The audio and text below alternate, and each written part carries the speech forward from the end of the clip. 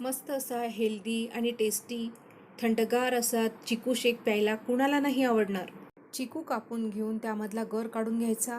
चिकूचा गर काढल्यानंतर त्याच्या फोडी करून घ्यायच्या आणि त्यामधल्या बिया काढून घ्यायच्या. मिक्सरच्या भांड्यामध्ये चिकूच्या फोडी, साखर घालून मिक्सरला फिरवून घ्यायचं. त्यानंतर आवश्यकतेनुसार थंड दूध घालून मिक्सरला परत फिरवून घ्यायचं. तर इथे तयार आहे हेल्दी आणि टेस्टी थंडगार असा चिकू शेक.